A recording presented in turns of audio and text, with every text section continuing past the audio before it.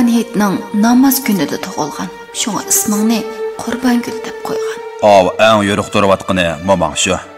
Qara, rahmatlik al-umrda savoblikdan boshqani bilmaydi. Shunga hammadan bak yo'riq turdi. Yanadagi parqaraq yulduz, onang ajar qiz. Nerdikisi dadang shu. O'g'illarga o'ylag'anim bor. Dadam cho'ng do'kon bilan oyoqdagi do'konni menga sen ochgan deganda. Dadam bunday gapni qilmagandi. Bu nima deganing? Seningcha onamning pulini biz olibdik-da. Dunyoda sizdimi nadon ona nada bor, ana? Nimada bu nimalarga hamma do'konni berib etasiz? Nimada pullaringizni o'tni qilasiz? Ana, shu xanzurning o'rnida men o'lsam-ku kashki. Sen sarang bo'psa, ular seni uydan haydasa, qarab turib uydan chiqma deganingni qara. Nada shunda qishpa aka?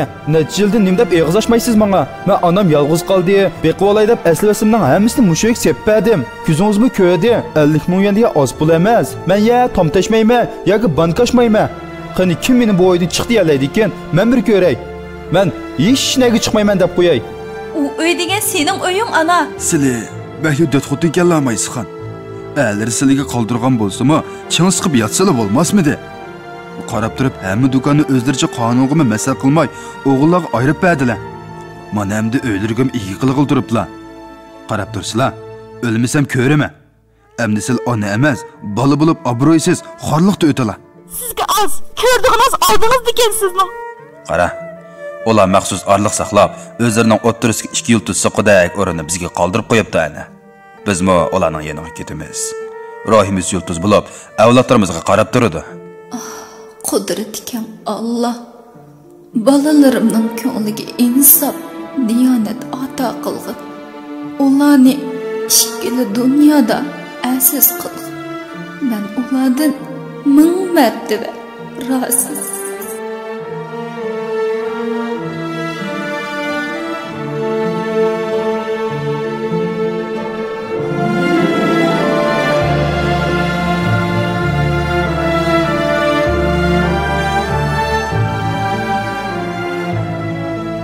Ana, Abduri Nurgul Abay.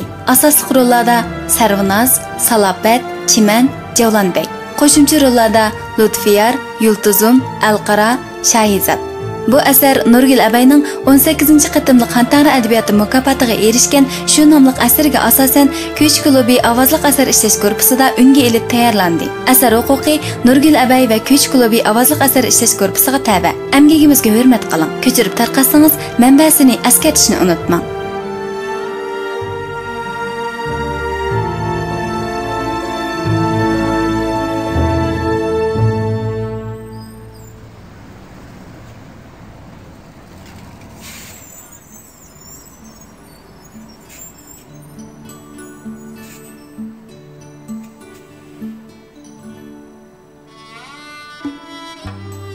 Momay ko'chalarda xeyligacha maqsadsiz aylanib yurdi. Kech kirib, atrofni xeyla qorong'ulik qopladi. Momay shundala esini yig'ib, darhol namozini o'qimoqchi bo'ldi va qayalargadir oldirdi. Lekin oldidagi 4 ko'cha eg'iziga kelganda yana qayoqqa mengishini bilolmay turib qoldi.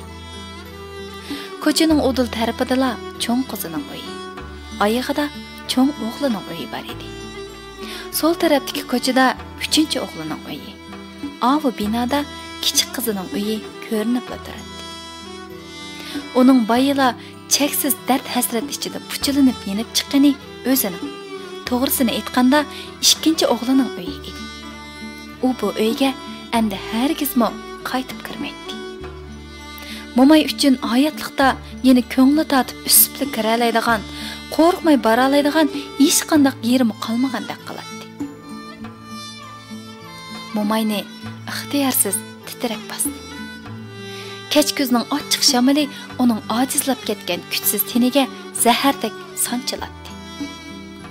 Ko'chini o'rab turgan daraxtlardan to'kilgan sapsariq xazonlar Momayning oyoqlaridan shildirlab o'tib, qoyoqlarga darmonsiz puchatdi. Momay yer beg'irlab puchayotgan xazonlarga, so'liq xaltalarga, yalang'ochlanayotgan daraxtlarga nazar tashladi. Shu tapda u o'zini shu shexidan ayrilgan xazonlardek, tashlab etilgan qog'oz parchalaridek qadarsiz his qiladi. u cheksiz azob va umidsizlik ichida nazarini asta-asta bepoyon ko'kka yutdi. Osmonda bulut orasida miskingina oy o'zib yuradi. Oyning miskinligi bilan uning qalbidagi azob go'yo bir gavdaga aylanib ketgandek qiladi. Ko'ngilsiz manzaralar Momayning ko'nglidagi g'ashlikni texmi kuchaytirdi. Cheksiz azob bilan billa uni uzun yil qiynab kelgan ziq kesili Momayning to'rg'idek, yana beixtiyor qadam olg'idak holini qo'ymadi. U o'rtab kelgan pig'ondan ho'ngrab yig'ilib etishdan o'zini besib, osti kayniga yondida necha qadamli neridagi piyodalar yo'liga yondosh qo'yilgan uzun o'rindiqda lassida o'tirib qoldi. Shamol kuchayib ketdi. Qayoqdandir vahimalik ovozlar keladi. Ochiq so'g'uq Momayning assiz badallariga zarb bilan uriladi. Momay titrab turib, vaqti o'tib ketsa-mu, namozshamning 3 rakat farizini o'rindiqda o'ltirib, xiyoli ancha-muncha ishorat bilan o'qib oldi. Namoz oxirlashganda odati bo'yicha qo'lini ko'tarib duo qilmoqchi edi. So'g'uqdan to'g'diyishib, yugurishib degdek ketayotganlardan sal nomus qilib qoldi. Lekin qo'l ko'tarmaymi, chin dilidan duo qilishga boshladi. Qudratikam Alloh, bolalarimning ko'ngliga insof, diyonat ato qilg'in. Ularni ishkili dunyoda aziz qilg'in. Ben ulardan 1000 martaba rozi. Momay 1000 yeridan to'kilib ketdi. O'g'lining guldirmamidek qahrlik ovozi. Yelali uni yanchib tashlayotgandek alpozda qo'lidagi tizginakni qaras-qurs qilib sundirib, sapa yenidagi yumuliq o'rindiqni kuchab tepishlari ha desa uning ko'z oldiga kelib oldi. Vahima, umidsizlik, hayotdan bezor bo'lish tuyg'usi uning vujudini ezib payxon qiladi. Yuragini mujib, nafsini qisatdi. Agar u sizga vaqtlab jar qilsa, yaqsiq esiling. Nochi bo'lsa, birini urib baqsin cho'qini. Ondan ko'rdi ko'rgiligini. Siz degan onadek turing. Bu kichik qizining so'zi edi. Bechora qiz 1000 yeridan to'kilib turib, ochiq hasratida onasiga vaqirab ketgan edi. Lekin Momay o'g'lining yaqisiga esilmadi. Uning qo'lidagi narsalarni qahrlik sundirib, o'rindiqni zarb bilan tepishlariga unsiz qarab turdi. Yaqinqi bir necha yildan buyon to'nig'isiz darajada o'zgarib, qo'rqinchli vafosizlashib ketgan o'g'liga ajoyib bechoralarcha talmirib qarab turadi. Shu topda xuddi o'zini 1000 pora qilibasimi, dardi chiqmag'idek darajada talvilishib ketgan o'g'lining qo'lini o'ziga tekkizib turib, uni Allohning oldida mangu qarg'ish, osi, ikkala dunyo qari yuz qilib etishini harkismi xolamaydi. Momay shu holda xeyli uzungacha o'ltirib ketdi. Nimancha uzun umr ko'radigandiman. Yoshligimda qaysi qilib qo'ygan gunohlarimga mush kunga qolarman. Meningdan xeyli kichik ayollarmi bir-birlab haq dunyoga ketib bo'ldi. Barar joyidan o'rinmi ep bo'ldi deb o'ylab ketdi u. Lekin u 80 yoshga kiribmi, yana bu dunyoda so'rilib, ming ziqning ichida qo'rinib, tantirab yashab kelyotdi. Xudo bandasiga o'lib olishni ravo qilgan bo'lsa edi, u qadinasi Yelim boboyga agishib, shu kunila qora tuproqqa kirib yetib olgan bo'ladi. Lekin muqaddas e'tiqod buningga yo'l qo'ymadi. Boboy 80 yoshida tugab ketdi. Mana aradan 10 yil o'tib, Momaymi shu yeshiga keldi. Qandaqdir bir tushuniksiz tuyg'u uning yeshini 80 ga putib etgandek, uning nersiga o'tmaydigandek vahiy qiladi. Bugun Qurban Hayitning namoz kuni edi. Sen Qurban Hayitning namoz kunida tug'ilgan. Shunga ismingni Qurbongul deb qo'ygan. Anang rahmatlik jiq harajdatgan. Shu kuni dadang Hayit namoziga ketgan edi. Dadang namazdan qaytib kelib, to'g'utchi ayolni uyga boshlab elib kelguncha onang qansirab ketdi.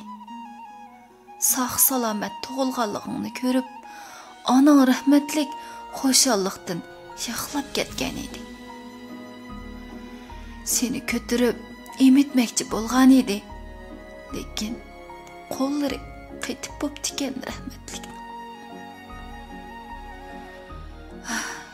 Sana bir yudum süt berelmegeniga hasratlanib ko'zi ochiq ketgan deb hikoya qiladigan mo'mayning momasi.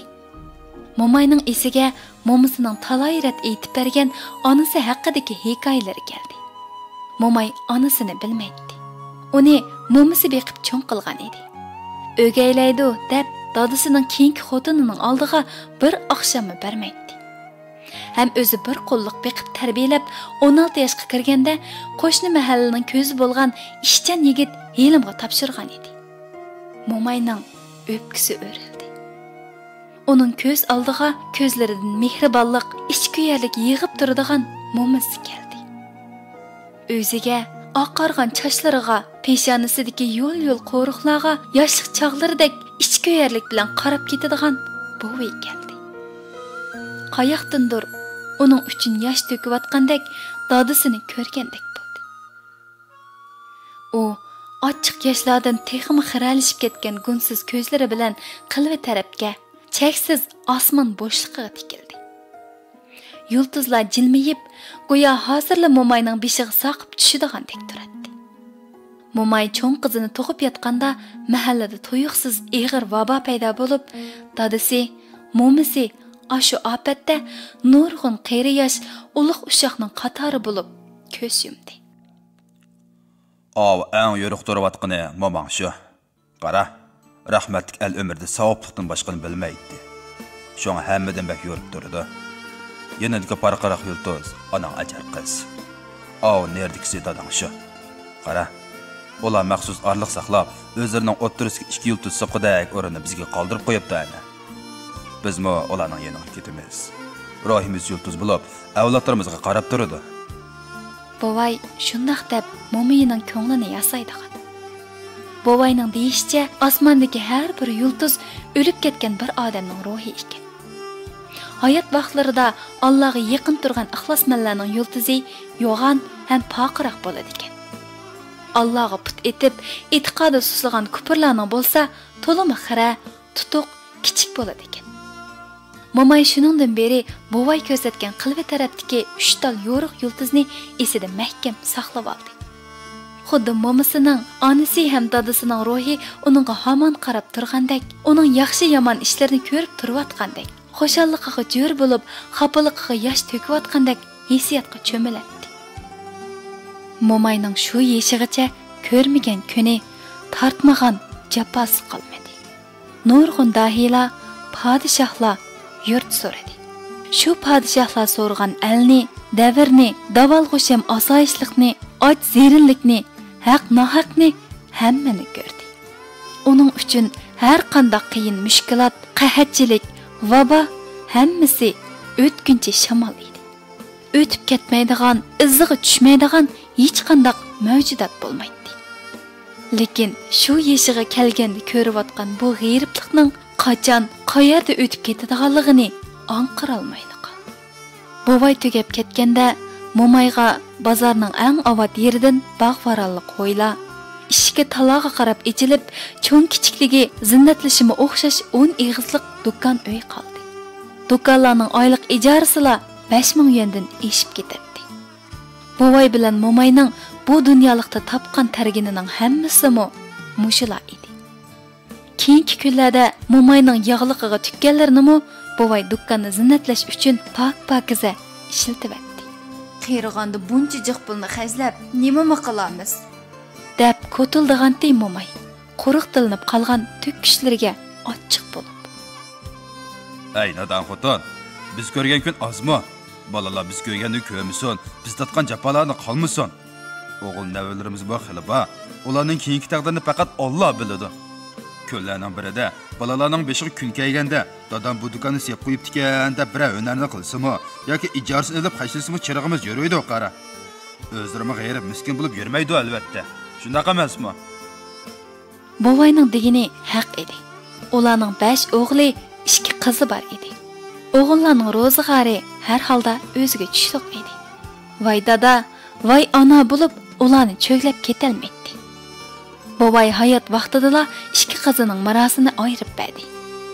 O kuyovlarni bozor kuni agashtirib chiqib, yoritib turib, undan sog'liq elib berdi. Qizlarining qo'liga bir jupdan oltin bilayzik yastib berdi. O'g'illarga o'ylig'im bor. Dedi o o'ziga qandaqdir och ko'zlik, tamaxo'rlik bilan qarab qolgan o'g'illari ham kelinlariga mundaqli qarab. Lekin bovayning qandaq o'ylig'ini, kimga nimalarni qoldirmoqchi bo'lg'ini faqat Allohdan boshqa hammalarga sir bo'lib qoldi. Keyingi haftasi bovay juma o'qib kelib etib, to'yiqsiz yiqilib ketgan bilan ming'isiga qon tushib, doktorxonada jon berdi. Bovayning ko'k yupiq yepilgan hayvatlik jinozasi darvozadan lang urib chiqqanda, Momay taring'ida kayniga uchib, hushidan ketdi. Bovayning 40 nazarsiga ulashmayla, o'g'illar, kelinlar o'zlarini besisha olmadi. Dadam, cho'ng do'kon bilan oyoqdagi do'konni menga sen ochgan degandi. Deb gap tashdi, yeshi 50 dan halqagan cho'ng o'g'li ko'vajib. Dadam bunday gapni qilmaganda, sen qachonlar shunaq degandi? Cho'ng do'kon bilan oyoqdagi do'konning o'rnimi sodusimi bilan? Bu ishki do'konni ajab sang'ilib bergus ketdi ha dadamning. Akisining qarab turib yolg'on gap qilayotganligini anglab, kichik o'g'lining qeni qizidi. O'ylada terakdek cho'ng o'g'illarning tapı tana ochiq qaynashlari yangradi. Bo'ldi qilinglar, buni qonunlayirsin. Hökumat o'rnida ishlaydigan ikkinchi kelin oxiri portlash oldida turgan jidalni shundoq deb besiq turgan bo'ldi. Mirosini elib bo'lgan qizlar mung va hasratdan puchilangan holda oppoq lechak ichida jimjit yig'lab o'tirgan onasiga o'xshash akalariga tengir qig'inicha qarab turadi. Pul boyliq, mol dunyo deganning qudrati ajoyibli bo'ladi ekan. Momay bir-biriga yevitadigandek alpozda bozorishib, ko'kirishib, hozirli etiladigandek alpozda o'ltirgan o'g'illarga qarab hasratlik tindi. Kichikidilla onasiga suvishib, erkilishib, yo'linib, gipini yirmay, jimjit anglab cho'ng bo'lgan bu balalar shu tapda kichikkina boyliq, miros va manfaat oldida onasining keyinligini, o'y fikri, orzu armonlarini unutdi. Ular talashayotgan bog' o'rmon, ayvon do'konlarni dadasi barpo qilgan vaqtida oshu qeri Momayning ajr halovati, qon tari bor edi. Ular onaning dadasiga o'xshash qaror chiqarish, oiladagi ishlarni bir taraf qilish huquqining bo'ladiganligini unutib ketgandek qiladi. Shu tariqada o'g'illar, kelinlar o'z ichida xil o'pir-to'pir bo'lishdi. Hammasi o'z nafsining qo'ydi edi. Momay xiyolida 40 nazardan keyin o'ylashmoqchi bo'lgan ishlar shu kunlarda ko'chaga, tonish bilishlarning og'ziga yeyilib ketdi. Imoma xonim, o'g'illarga tegishli nasibasini ayirib etay degandim. Ata bir qancha kishini elib, kashlik tomoqqa daxil bo'lib bergan bo'lsalar, dedi Momay bir kuni albay siqqanda qeri imomning uyiga kirib. Ishlar shunda qaror topdi. Atsi Momay o'g'illari, kelinlarini cho'ng uyga yig'di. Qizlari o'xshitib polo etdi. Dadanglarning vasiyatimi, o'ylig'inimi shu edi balarim. Do'kon o'ng qo'ldan boshlab miros bo'lib ayrilg'ay. O'ng qo'ldan boshlab sanaganda 1-chi, 2-chi do'kon Qosimjon balamga, 3-chi, 4-chi do'kon Olimjon balamga, 5-chi, 6-chi do'kon. Momay shu tariqada 10 do'konni 2dan 5 o'g'liga bo'lib berdi.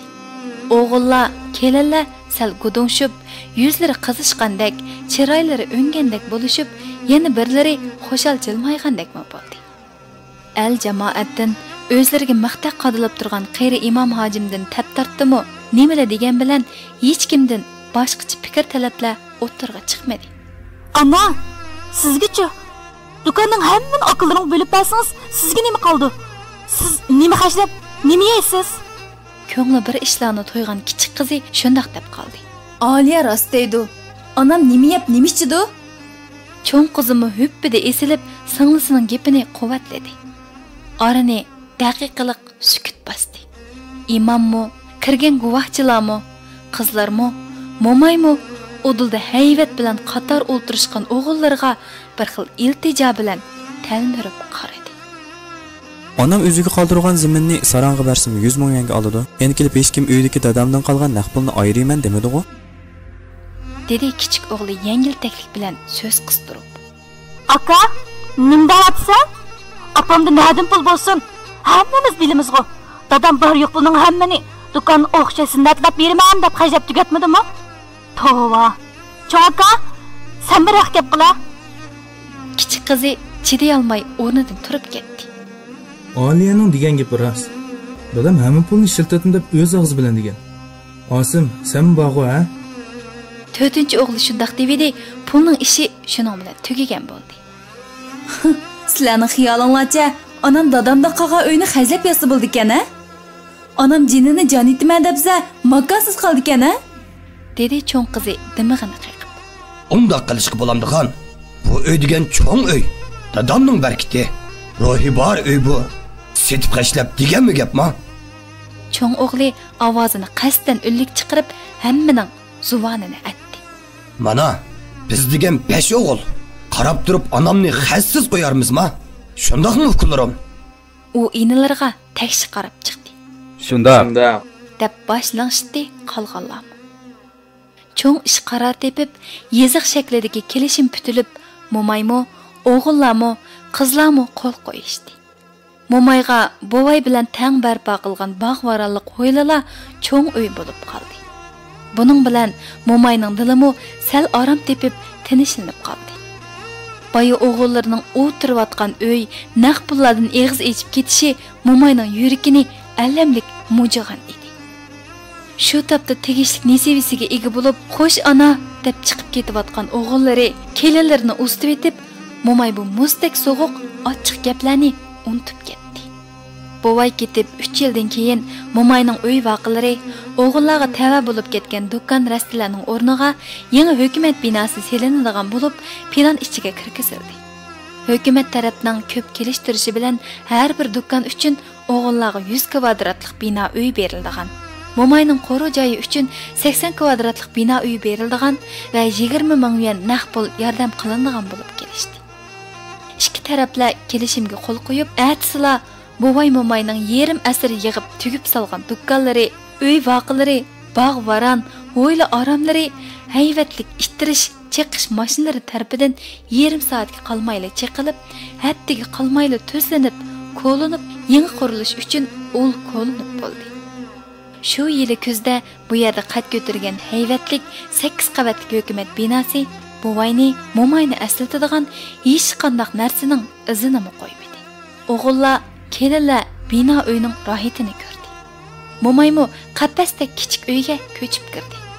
Aslida keng ayvonliq, bog'varalliq uyga ko'nib qolgan mo'may dastlabda bu tor qapasda dimi kesilgandek, burnini birsi etib olib, erkin tinolmayotgandek bekmi beorom bo'ldi. Ishik derazalardan xushpuroq gullarning hidini boshlab kiradigan, keng ozoda uylarini, xeyli ko'p jamoatni sig'dirib ketalaydigan keng ayvonliq, tol baranliq ho'yla oromlarni seg'indi. Balalarga ko'rinmay, attigan oqshomlari ko'ni joyiga, hayvat bilan qad ko'targan so'q binoga qarab, yig'lab, zarlab chiqdi. Lekin ko'nmay bo'lmadi. Yana kelib boshqa amal chorim yo'q edi. Vaqt bayga otlaridek chepib, yana 3 yil o'tib ketdi. Mo'may navri qizi bilan birga turib, bu qapasga xeyli ko'nib qolgan kunlarning berida ikkinchi o'g'li Osim motosiklet bilan kayfchilikda yo'ldan chiqib ketib, piyodalar yo'lida o'z xiyoli bilan ketayotgan Xanzu ayolni so'qib qo'ydi. O'zining mo'risini sunib jiddiy operatsiya qilindi. Operatsiya o'ngishli bo'ldi. Lekin u so'qib qo'ygan kishi jiddiy qutqizish unum bermay, bir haftadan keyin doktorxonada o'lib ketdi. Falokatchilik o'g'lini taraf-tarafdan qismoqqa oldi. Butun savallik o'g'lida bo'lg'achqa sud mahkamasi hamma mas'uliyatni Osimga ortib qo'ydi. Yana kelib Osimmi cho'ng operatsiyaga tushib uzun davolang'ashqa yenidan o'zi 3 yilda 20 ming yuandan ko'proq chiqim bo'lgan edi. Ana, shu Xanzuning o'rnida men o'lsam-chi kashki. Dedi o'g'li onasini ko'rib, xuddi kichik chog'lardek esadi. Momayning yuragi esildi. Sot o'g'liga qarshi tarafga 50 ming yuan pichib qo'ygan edi. Qandoqmi to'lab bo'laman? Rimutxonamni elishga setib etdim. Menda borimi shu edi. Yana xilali kam. Ana, ilmi Raziyaning maosh bo'lib qoptikan, bo'lmasa qandoqmi qilar edim? Ana kichik bolalardek esa deb yig'lab turgan o'g'liga chidamadi. O'g'lining har qachon bagzodalardek tik turadigan beshi shu topda yerdan ustinga qaramaydi. Sonuq ovozi, iqtisoddagi besim, odam o'lgandan keyingi qo'rqish va sarosima uning optotdek kulib turadigan nurliq ko'zlarini cheksiz mung va hasratga biroqla ko'mib etgan edi. Balam, sizlar qandoq o'ylashgan edinglar? deb so'radi u o'g'lidan bakarak so'lishib ketgan kelini va o'g'liga qarab. Er-xotin xiylig'icha jimib ketdi. Men uyni setib etaymikin deyman ana. Oladigan odamni qushib bo'lgan. Shunda qilmasam buncha ko'p pulni joylay olmoqdakmi? Aytib bo'g'icha, sen bilan birga turaymikin deb o'ylagandim. Momay hech nimani o'ylamadi. Uning uchun o'g'lini qapsab turgan azobni yengish hammadan muhim va ta'xirsiz ish edi. Mayli balam, shundoq qilinglar. Shundoq o'ylashgan bo'lsanglar, men yolg'iz birga tursak, xush bo'laman dedi. Shundoq qilib, necha oy o'tmayla o'g'li xotin bolalari bilan onasinikiga ko'chib kirdi. O'zlarining uyini setib etib, kallasini saqaytdi. Remontxonasini qo'liga oldi. Momayning uyi yangi bo'lgan bilan besatla, saramjalla koni edi. Ana, bizning uydik narsalarni yarasida uyga to'lab qo'yguncha ochiqib uyni tuzmaylimi? dedi bir kuni kelini optopda kulib turib. Mayli qizim, o'zingiz bilan. Momay bir umr asrab, qadrlab kelgan saramjallarining xuddi bo'yni bog'langan mahbuslardek g'irib chiqib ketayotganligini ko'rib, kichi etishdi. Balalarga bu uy jihozlar kona, modadan qolgan bu ko'ringan bilan uning uchun har bir jihozning qimmati oltinga teng edi.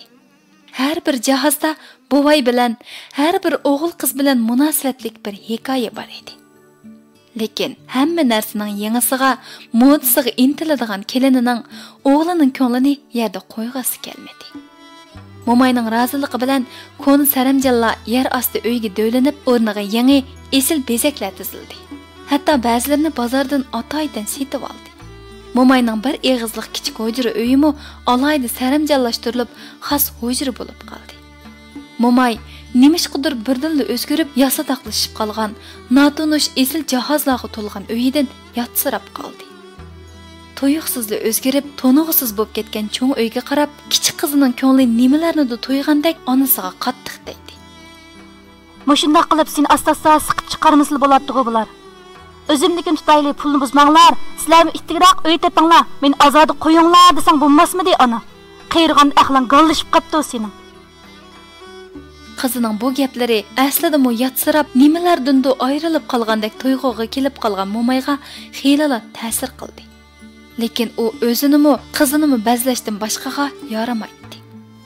Onda qilmaydi balam. Akang, sizlar o'ylagandek insofsiz emas. U shu kunlarda xotin bolalari bilan har qaysinglarning oldida qisilib orala turadi. To'g'ri degan bechora akangning beshiga kelgan kunni Alloh bandasiga solmag'ay. Qog'inni o'zing bil ana. Lekin bu uy degan sening. Shu uy egisidek, qinandek tug'in. Bakvoy deb ketma. Chekanga qo'lin tanglaydi bo'lmiz kelin degan. Xudo bolalarning ko'ngliga insof beri. Shu tariqada 4 yil o'tib ketdi. Momay o'g'li bilan turib-o'tadi. Ular ko'chib kirgan dastlabki kunlarda u yerda mundaq uy barkan, bu yerda manchi pulliq uy barkan deb ancha-muncha uyning g'amini qilishadi. Lekin yaqinqi bir necha yillardan buyon uyning gapi timtasli bo'lib ketdi. Yana kelib o'g'li turishga qolaysizkan deb uy ichini bir qor zinnatlabmi chiqdi. Har yillik par puli, to'q pullarini bir qo'lliq to'lab keldi. Momaymi qolaylik bo'lishni ko'zlab chiqim qilayotgan o'g'li ham keliniga bir eg'izmi gap qilmadi. Lekin yillar uzargan sari o'g'li Momayninkida emas, balki Momay o'g'lininkida panohlanayotgandek. O'g'li Momayning holidan xabar elib, uningga osh tomoq berayotgandek, kelinining-mo, o'g'lining-mo gap so'zlarda tushuniksiz topitanilar ko'payib qelyotdi. Momayga eng alam qiladigini qizlari yoki boshqa o'g'illari Momayni yo'qlab kelsa, kelinining qapoqlari turilib, narsa keraklarni taraq-turuq qilib, qo'nglarini chiqib ketishlari edi. Bu uyga kelganlarmi ixtiyorsiz holda kelinining qapoqqa qarab ish qiladigan, navri cho'rilarla emas, o'g'il qizlarimi bakla oz keladigan bo'lib qoldi. Aksining, yangisining bu mutahamligidan qattiq g'azablanib, alamini yutolmagan kichik qizi hatto kelin bilan bir qitim qattiq so'qishib qoldi. Bu senlarning uyingmidi? Bu degan onamning uyi. Senlar yo'qilish, bundumusni bilmaydiganlar. Shu tariqada ularning eg'izlaridan chiqmagan tapitana zahar zo'qimlab qolmadi. Momay hech qaysi tarafni besiq tura olmay, ko'ngli aynib, tiringida uchib tushganda, urush talash vaqtliq paskariga tushib, hamma jim bo'lishdi. Shundan beri bu uy ilgirkidanmi bakrak cho'lda arab qoldi. Qizlarimi akillariga o'xshash faqat ishga yetdilar, cho'ng uy deb onasini yo'qlab qo'yatdi. Yaxshiroq tamoq qilganlarida bo'lsa, bolalarni avatib, onasini elib keladi. Kiyimlarini yuyib, chachlarini tarab, bir ishga kecha qo'ndirib, uyiga opirib qo'yatdi. Shumi kun bo'ldimi sizga? Ularni qo'g'lab chiqaring. Bu degan sizning uyingiz. O'zingizning uyga o'zingiz ega bo'lamisiz? Sizmi ona bo'ldingizmi endi? Qani sizlik 80 yillik aql. Qarab turib, o'lmay turib, cho'ng uyni to'sib o'ltiryapsiz. Sizni deb qo'rqmay kiramisak bu uyga? Shu kunlarda Momayning qaysili bolalarining uyiga borsa anglaydigini mushu taputana va azob dashnab edi. U o'ziga borgancha so'g'uq muomala qilib kelayotgan Osimga endi uy tepib olgan bo'lsang demakchimi bo'ldi. Lekin o'g'lining zahardek turilgan qapoqlaridan ayminib, tish yera olmadi. Mundaq ishdi balam. O'zimga tushliq pas uydan birini ijaraga olib o'ltiraymikin degan. Bino uyga faqat ko'nalmadim. Akang uyning ijarasini bersa, Momay cho'ng qiziga ming qisilib turib, shu maslahatni selividi, qizi chichangshib yer tepib ketdi. Sen sarang bo'psa, ular seni uydan haydasa, qarab turib uydan chiqma deganingni qara. U uy degan sening uying ana. Tova, o'tganda Osim degan munofiq bu uyning u yerini o'ngshidim, bu yerini zinnatladim, 50 ming yandek pulim ketdi deb seni qortib qo'yibla, bir tag'arpiqni sen ortib qo'ydi. Bilamsan ana, bu degani bu uy mening, bu uyda 50 ming qo'yliq haqqim bor degani ularning. Seni Oliya bilan o'z vaqtida to'ssaq, zodil gipimizga kirmadan. Mana endi seni uydan qo'g'laydigan cheq kepti ularning. Nada undaq asa ish bo'lsin? Jinini tikibli qo'yarmana? Momay qizidan bormuncha tapitani anglab, karvat oyiqida xuddi kichik balalardek ko'ziga zo'rlab o'ltiradi. Cho'ng akamni 5 million pulni berdi deb ketibdi santoq. Nada berdi? U pulni olaman deganing, uxlab tushing. Qizi muqamni boshqaga chaldi. "Ning o'g'li amdili tijoratga kirishdi balam. Endi tep bera", dedi Momay duduqlab. Uning esiga cho'ng o'g'lining "O'g'ling o'lik emas, ana. O'nchilik pulingizni beradi. Lekin ovqatlarni yurishtirib olsin-da. O'nchilik pul Osim igilib olgan 100 necha ming yillik uyning oldidan nemitdi?" degan ochiq ta'nilari keldi. Lekin qiziga bularni deyolmaydi. Emsi Odil akamchi, qizini o'qitolmadim deb sizning pulingizni aldab elib qizni mang'uzgan bilan xotini sarang o'tganda bir chayda Odil teri savdosi qilib manch pul topdi, unch pul topdi. Xanzu savdogarlarga yog'och chiqish beriblar, oradan 30 ming so'm foyda oldi deb bizga shundoq pek po'chilik qilib ketdi. Meni sizning pulingizni elib olganligini bilmaydi deb o'ylab tikami deyman. Emsi onamning 3 million pulni bersanglar bo'lmamdi desam, birdam hong'ay qilib turib ketib, onam qiyirg'ani oljib qopdi. Biz nədimi anamdan pul alamiz deb tinibli oldi. Momay qattiq tanqisliqda qoldi. U shu yeshida qizlarini, o'g'illarini doim ko'rib turishni, ular bilan dadasining, balalik chog'larining, o'lib ketgan qo'lim qo'shna, urug' tuqqanlarining, bovay bilan o'tgan zamonning gapini qilib, mungdashqisi, dard piraqlarini to'kis keladi. Lekin balalardan anglaydig'ini o'xshashla tapitana xapiliq edi. U qerib ketdi. Putlarimi, harakatlarimi kalampaylashib ketgan edi. Ko'zlari xeyli yaqindagi narsalarni xira ko'radi. Barg'ancha nursizlanib, yashang'irabla turadi. yana kelib o'tganda uda 3 qitim yotgan o'rniga kichik tarat qilib qo'ydi. U qandoqlarcha tarat qilib qo'yganini bilmayli qoldi. Momayning maynatligi uyni sesiq puroqqa to'ldirib etishi kelinni emas, o'g'lining o'g'isini qayintib etdi. Navralar burunlarni etishib taloga qochdi. Nimachi bag'rassan? Yo'g'a odam turib kimga erkilaysan ona? Bizni shunda qilib to'yg'izmoqchimi yo sen? Menmi sarang, topgan taginimning hammasini mushu yerga tiqib atgandikan. Nima degan sesiqchilik bu? Momay bilmasdan qilib salgan ishidan aslidami qattiq nomus qilgan edi. O'g'lidan, kelinidan shu qatorliq zahar zuqumni anglab, nechgacha Allohga tilovat qilib, seg'inib chiqdi. U jinimni ittik olgan demakchi edi. Lekin Allohning oldida gunoh qilib qo'yishdan ansirab, bu gapni og'zidan chiqara olmadi. Nihoyat Allohga Momayning zori yetdimi, bu maynatchilik shu kamgacha 4-qitim sodir bo'lib boqmadi. Momay ilgari doim namozini o'qib, tasbih serib uyda o'tiradi. Shu kunlarda qalbi dard hasratga patmayli qilyotdi. Uyda doim turaverib, kelinining ko'ziga bekli sat ko'rinib, hammasining ko'ziga sig'mayli qilyotdi. Nimancha an vaqt putlashqa qo'yib ketgansiz? Deb birsi shundoq desa, nimancha chichib tomoq yeysiz? Nimancha purab ketdingiz deyman? deydi. U o'zini xolamasli bo'lib qolgan balalarga ko'rinmay deb o'ylab, doim bino oldidagi gullikda tosh o'rindiqqa yo'langenicha nimalarnidir xiyol qilib, jimjit o'tirib ketadi. Sizlar bahli dotxuti kelolmaysizxan. A'lari sizlarga qoldirgan bo'lsa-mu, ching siqib yotsalar bo'lmasmidi?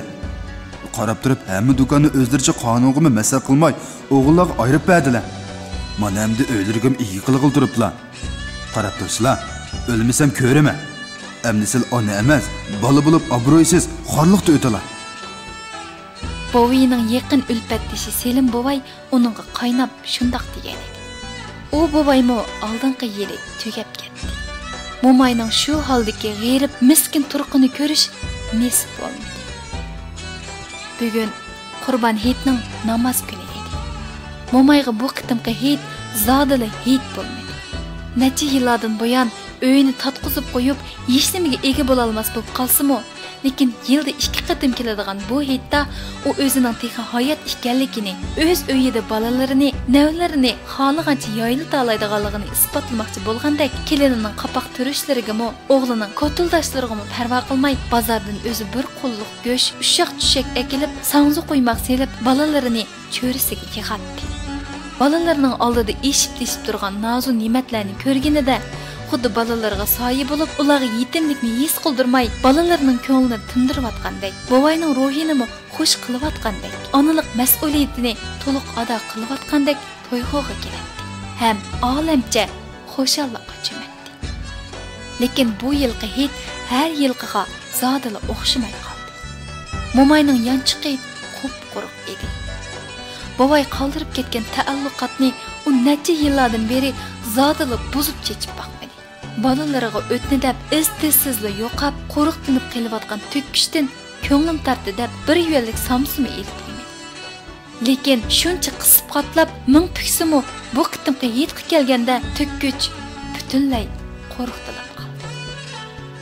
Bovayning barakati shunchalik ko'paydi. Uningdan hech nima qolmadi. Hatto yer osti uydagi koni saranjallamo yer egallab turg'achqa, oldingi hafta o'g'li tarafidan koni eski tusga oladiganlarga necha joyga setilib ketdi. Pulini bo'lsa, o'g'li uyning 1 yillik tozliq puliga hisoblab topshirib etdi. Afsuski, nodon bolalar bu barakatning endi butunlay o'shganligiga zodila ishonmaydi. Ularcha onasi uchisidan solmaydigan kanjaning yanchiqida yoki momayli biladigan ma'lum pinhon joyda dadasi qoldirgan tugamas boyliq yana xeyli kunlarga xeyli cho'ng ishlarni qilishga yetadi. Shunga ular onasidan hech ikkilanib qolmay, qolganlarga demay turgan bo'lsangizni shart qilib qo'yib, pul so'ray oladi. Qaytirishni, onasi uchun hech bayramlarda bo'lsa-mu, oz to'la chiqim qilishni asla o'ylab qo'ymaydi. Hech namozi o'tab bo'lib, o'g'illar o'g'il nevirlarni agashtirib, onasini yo'qlab cho'ng uyga yig'ilishdi. Ikkinchi o'g'il Osim hayit namozi o'tash uchun chiqib ketgancha hozirgacha qaytib kirmagan edi. Ayoli qapoqlarni turganicha bolalarni yetilab, rasmiyat 3 yil mo'mayga xo'sh dedi-da, onasinikiga yetlab ketdi. Shundaq chiroyli yasalgan uyning hamma yeridan bo'ron uchib, yetqi tava bo'lgan ozroqmi xo'shallik yoki qizg'inlikning ifodasini topqili bo'lmaydi. Mo'may attiganlik bomdatga turgancha joy namozdan tushmadi. O'g'illari kelgandimi shu holda tasvir serib o'ltiradi. İç-içidan o'qchib chiqayotgan dardlik peyg'ondan biroqla tugishib ketgandek boshqachalar judangu ojiz ko'rinadi. Ana, qurbonlikni men o'ltirib beramding yoki Osim o'ltirib bo'ldimi? Dedi kichik o'g'li odatdagidek. U shaharda qassobchilik qiladi. Sodasimi yaxshi edi. Qurbonlik qilolmadim balam. Mo'may shularni davitib pangida etilib yig'lab etishdan o'zini tutib o'ltiradi. Shu topda yuraklari pari-pari bo'lib, ochiq zahar bo'g'izida kaplashib turadi. O'g'illar tushuniksiz bir xil ifodada bir-biriga qarab qo'yishdi. Shundala ular bir tal chaynakdan 4 tal nondan boshqa hech nima tuzilmagan quruq dasturxonga hamma yerdan g'iriblik to'kilib turgan bo'sh, sovuq uylarni ko'rgandek bo'ldi. Nimishqa olmading ana? Yelili bolalar onlari bilan kirdi, taya go'shtga kiramdi aka. Kichik o'g'li nadonlarcha savol bilan onasiga tikildi. Mo'mayning o'pkisi o'rildi. Ko'zlaridan to'kilgan yoshlari ixtiyorsiz lechak ichida purmi bo'lgan gunsiz terlarni bo'ylab seyrilib tushdi. Shu topda u o'zidan ming hassi boy, sog'lom, mazmut ayoli va bolalariga tog'dak yiqilmas yo'lanchik bo'lib yuz tepayotgan o'g'illarining bo'ron uchib turgan bu uylarga dadasi bir chaqladikidek cheksiz oyam shodligi boshlab kelishiga naqadar tashna edi. Lekin bolalar cho'ng 60 ga yaqinlagan qomatli erlar bo'lsa-mu, yanala nadon edi. Shu asnoda kichik qizi o'g'lining yetiliginicha uyga kirib keldi. Ham onasiga akillariga yetlik salimni qilib, onasini quchoqladi. Ana, bu yil 80 yoshga kirding-ku, ha? Tug'ilgan kuningga oying muborak bo'lsin. U shundaq degach, somkasidan chiroyliqini bir yog'liqni oldi-da, onasining beshidagi oppoq lechakning o'rniga chigib qo'ydi. Mo'mayning ko'ngli illiqqina bir iqindan daqiqa orom topgandek bo'ldi. Men o'zingga olsang bo'lmasmidi, bolam? Men qeri yengini chekmasam bo'ladi emasmi? Lekin men bu hitda sizlarga hech nima qilib beramadim, bolam. Qurbonlikmi qilolmadim. Mo'may mitchida yig'layapti. Qizi qop-quruq uylarga, cho'ldarib qolgan dasturxonlarga, qapoqlari turilib ketgan akillariga nafrat bilan qarab qo'yib, onasini bazlamak bo'ldi. Yig'lamag'ina ana. Qurbonlik qilaman deb sanga nima kepti? Yig'lamag'in biz hammamiz qurbonlik qildik. O'xshash emasmi? Ana, puling yo'qmi ya? Bir tamlik jimjitlikdan keyin kichik o'g'li taraf bola shundoq dedi. Anamda qandaqsiga pul bo'ladi aka? Anamdagi pulchu elimi tugamaydi ekan. Shunimi so'rash ketamda? Anam pul yo'q, yetib qilmabdi. Dasturxonga noznimatni tuzamabdi. Dedi qiz o'ngib tatirib. Pullaring qani apa? Bu savolni qaysi o'g'li so'rag'inini Mo'may qolmayli qoldi. U ixtiyorsiz beshini ko'tarib o'g'illarga qarab qoldi.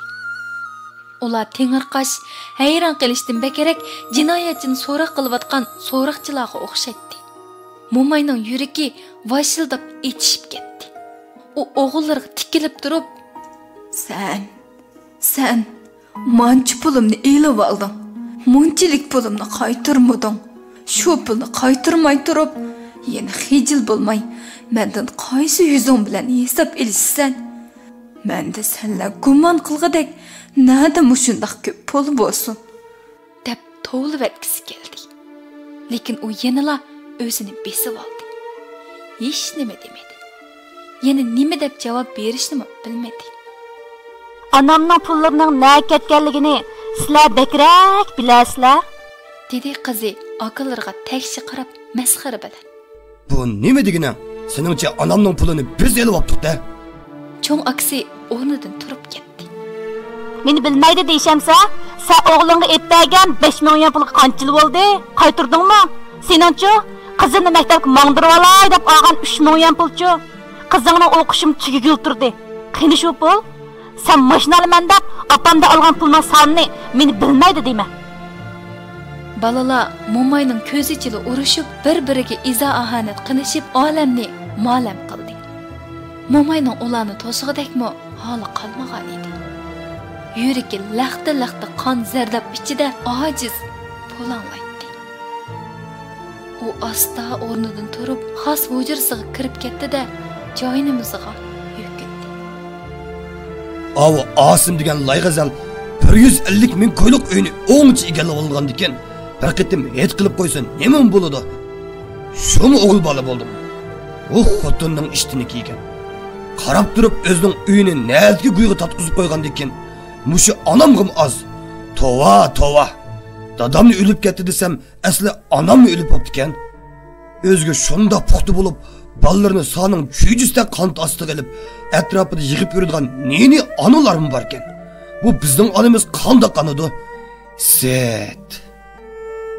Eng oxirida o'g'illarning tapitana so'g'uq urushlarining natijasi o'ziga puxta bo'lmagan Momayga markazlashib, tova deb yoqi siqishqinicha hammasi uylarga miqishdi. Endi bizninkiga berib etqilgan ana. Dedi 3-o'g'li eshikdan chiqib yetib. Shunda qilmay nima amal? Cho'ng uyda et pishib bo'pti bunday keyin. Cho'ng o'g'lining palampaydan tushib ketib etib degan masxarlik gaplari Momayning quliqiga kirib qoldi. Momay uyda yolg'iz qoldi. Shu topda uning g'iyripligiga, parishonligiga hech nima to'g'ri kelmaydi. Dunyoda sizdimi nadon ona nadi bor, ana? Nimada bu nimalarga hamma do'konni berib etasiz? Nimada pullaringizni o'tliq qilasiz? Qaytirdim ana. Gapini cho'ngligini oldingizmi? Qinib oldiga hammasi. Tova. Buni azab Asimni bu uyga tiqib qo'yib, uy makonsiz, çok sunuqsiz qolganingizga nima dey endi? O'z vaqtida nima dedim sizga? Uni yo'latmang desam, uni nima dedingiz? Mana endi to'ydingizmi? Hamma narsangizni yeb bo'ldi. Gap qiling desa, 6 kishi gap qilib. Mana biz 5 o'g'il deb ketibdik. Tamushkamiz 50 qo'y buni qo'lingizga tutqizib boqqan yeri bormi? Qarangni, yo'q desangiz ishonmagandek qilishib, xiyol yo'q chiqib ketayotgan. Sizga az ko'rdingiz, oldingiz ekansiz-mi? Azaldan o'g'illaringiz cho'ng bilib ketdingiz. Mana shu nochilar to'yilandi. Qizi chang'ildab so'zlaydi. Bo'g'iladi. Yig'laydi. Uning degani haq edi. To'g'ri edi. Lekin Momay bundaq kunlarni oldin bilalaydigan avliyo emas.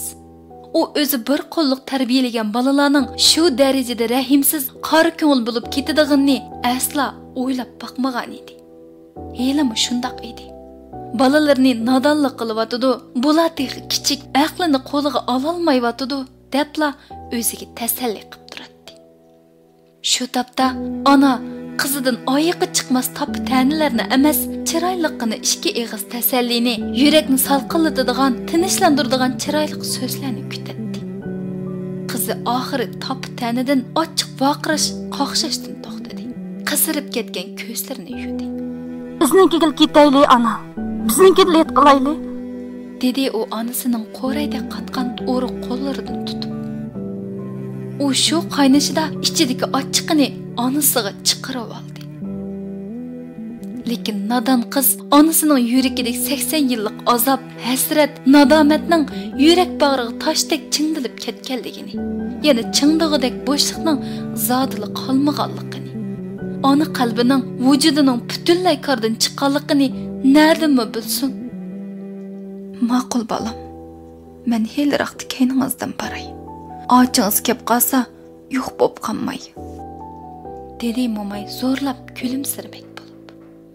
Lekin u zo'rlay debmi kulolmadi. Amsi bay degandek bo'lsin ana. Osim degan juhudni uydan qo'g'lab chiqaring. Bo'lmas yaqsiq esiling. Sizni bir urib baqsin qani. Ko'rdig'ini bor uning. Ma'qul bolam, ma'qul. Qizi yana bormuncha gaplarni tapilab uydan chiqdi. Bayqidimmi betar so'rilishib ketgan. Xuddi bo'ron uchib, Azroil huvlab turgandek yiqimsiz bo'lib qolgan uyda Momay yolg'iz qoldi. Xeyli vaqtdan keyin Osim uyga kirdi. Hech nima tizilmagan dasturxonga qop-quruq turgan oshxona uylarga mundaqla qarab qo'yib, onasiga gapmi qilmay televizor ko'rib o'ltirdi. Momay qiziga bergan va'dasi bo'yicha ming yeridan to'kilib turib uyda yolg'iz o'ltirishni og'ziga andili elividi. O'g'lining jon peni chiqib ketdi. Nada shundaq ish aka? Necha yildan nim deb eg'izlashmaysiz menga? Men onam yolg'iz qoldi, beqib olay deb aslibasimning hammasini mushuk seppadim. Ko'zingizmi ko'rdi? 50 ming yuan degan oz pul emas. Men ya tomtashmayman yoki bankashmayman. Qani kim meni bu oydan chiqdi yalaydi ekan? Men bir ko'ray. Men hech nega chiqmayman deb qo'yay. Momayga o'zining eng oxirgi tiniqili qolgandek tuyulib ketdi. To'limi ojizlab ketgan, qaqshal, miskin, g'irib tini, ruhi bu eng oxirgi zahar zuqumni yutolmadi. Men singlimning uyiga berib kelay, dedi Momay kech kirganda yanada televizor ko'rib, barliq ochiqini onasidan elib bo'libmi, yana qapoqlardan muz yog'dirib o'tirgan o'g'liga ma'yus qarab. O'g'li beshini ko'tarmasdan to'lim so'g'uq javob berdi. Momay uydan yenib chiqdi. Zahardek ochiq so'g'uq uning do'rab paltosidan o'tib, ojiz yelkasiga muzdek uriladi. Momay chegish ochiq aslimilar bag'rida xuddi kichik bolalardek taramlab to'kilayotgan yoshlarini zodala to'xtatib ololmadi. Yelimi yaxshi kecha. Havo bekli soğuk bo'lg'achqa kishilar dugdishkinicha Momayga diqqat qilg'idekmi, hapilisi yo'q uylarga oldirishadi.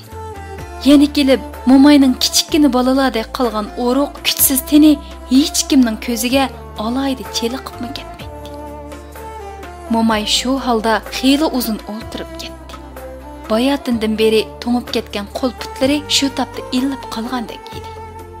Hozirab turgan nafaslarimi ravallashib qolgandek, badallarimi yeniklab qolgandek to'yg'oqqa kelib qoldi.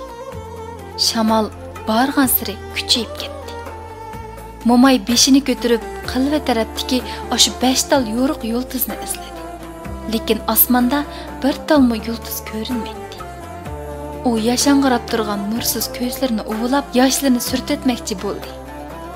Lekin qo'llari harakatga kelmadi. U ko'zlarini yo'g'on ichib, texi bayili ko'rgan yulduzlarni zo'rqib izlashga boshladi. Biroq o'xshashla topolmadi. U yulduzlarni, onasini, dadasini, mo'misini, buvini topolmagan siri xiyollari tafakkuri cheglashib ketdi. Tushuniksiz dilxastalik titliq yuragini chimdab og'irtib turadi. Tova! Momayning ko'zlari nurlanib ketdi. Hayajondan o'mchishga ko'nib qolgan o'ymoqdek og'zi ixtiyorsiz kulib ketdi. Uning yenidala charaqlab yongan 5 tal yulduz nur chechib turadi. To'yiqsiz ular so'zilib nurga purkalgan suyimlik bir simoga aylandi. Bu simo Momayning so'g'uqdan butunlay uyushib, to'yg'usini yo'qotgan yirik qo'llarini asta tutibdi. Momay qo'llarini yumshoq qush uvasiga kirib qolgandek his qildi. Bu qo'llar shundoq haroratlik, yumshoq edi. Bu qo'llar birda mo'misining mehrli qo'llariga o'xshasa, birda dadasining yirik alqonlariga o'xshaydi. Yana turibla buvining kuchlik qizdiq alqonlariga o'xshaydi. Momay ich-ichidan sodda qizlardek kulib ketdi. Qayoqdandir sho'x urilgan yetlik nag'rining ovozi anglanib turadi.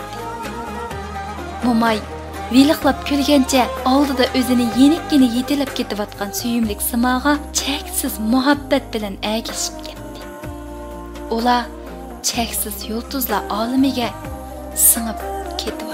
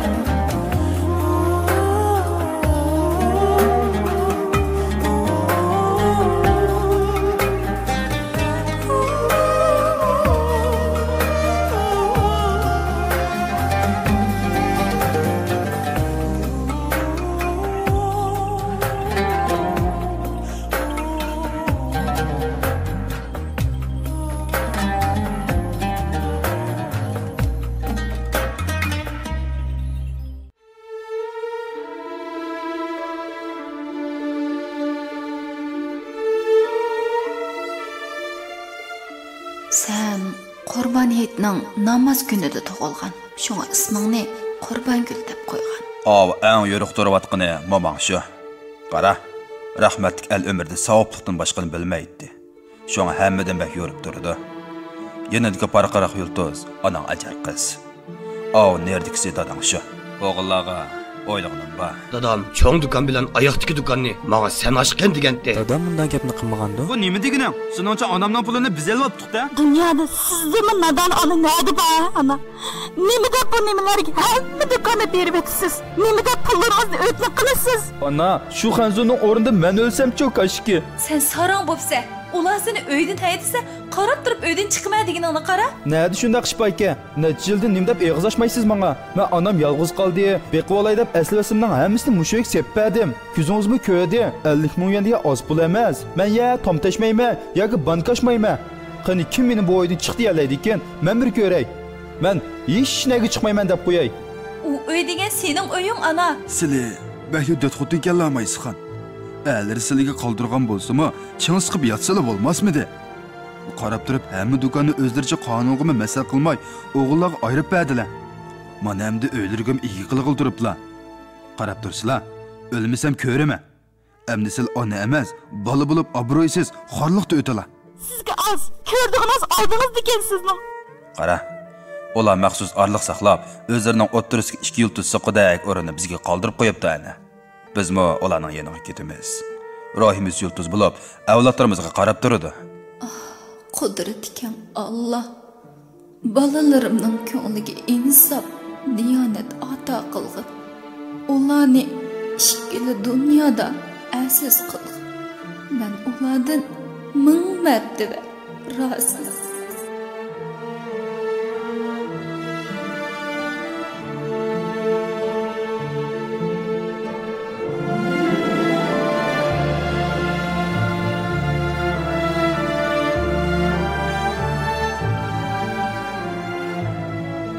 Ana, Abduri Nurgül Abay. Asaslık rollarda Sarvnaz, Salapet, Çimen, Cevlanbek. Qo'shimcha rollarda Lutfiyar, Yultuzum, Alqara, Shahizat. Bu asar Nurgül Abayning 18-chi qitimli Xantara adabiyoti mukofotiga erishgan shu nomli asariga asosan Kuch klubi ovozliq asar ishlash korpusida unga ilib tayyorlandi. Asar huquqiy Nurgül Abay va Kuch klubi ovozliq asar ishlash korpusiga tava. Amgagimizga hurmat qiling. Ko'chirib tarqatsangiz manbasini eslatishni unutmang.